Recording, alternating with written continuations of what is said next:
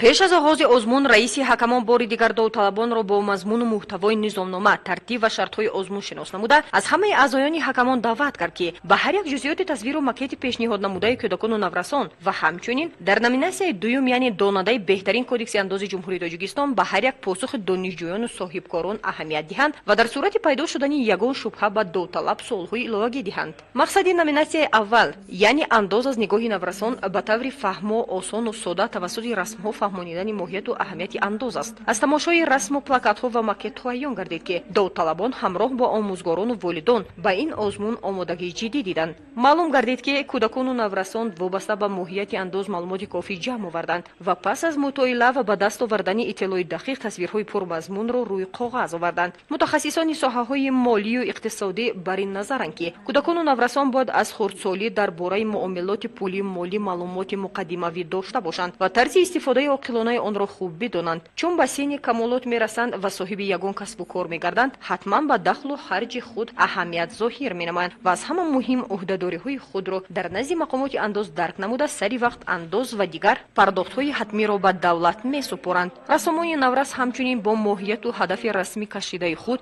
حکمان را شناس نموده به سوال‌هایشان پاسخ گرداندند.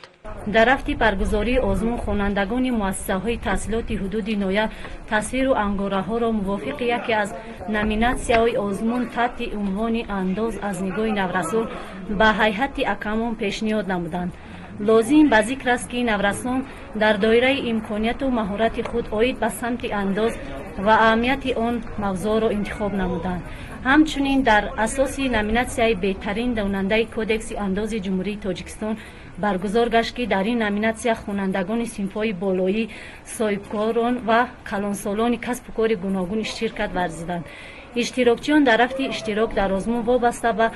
پرینسیپ‌های سیستم انداز، عنصرهای اندازبندی، مسئولیت اندازپوری شهروندان و دیگر مقررات قانونگذاری انداز و نظر آنها به ماهیت انداز در دایره سوال‌های پیشنهاد شده فکر و عقیده خود را بیان داشتند. آزمون مذکور برای بالا برداشتن معرفت اندازسپاری شهروندان مفید است، زیرا مقصد آزمون در برابر ارائه معلومات در انداز و اندازسپاری همچنین در آینده پیدا کردن خوانندگان با استعداد و برای مقامات انداز آماده نمودن کادرهای بالای قوم میباشد. جهت سزاوار تجلیل نمودن جشن 30 سالگی استقلالیت دولتی جمهوری تاجیکستان با مقصد تشویق و ترغیب مقررات قانونگذاری انداز و دیگر سندهای معیاری حقوقی و بلند برداشتن فرهنگ انداز بین نسل نورس به خصوص صاحبکاران و شهروندان امروز در قطار دیگر شهر و نواحی قلمرو کشورمان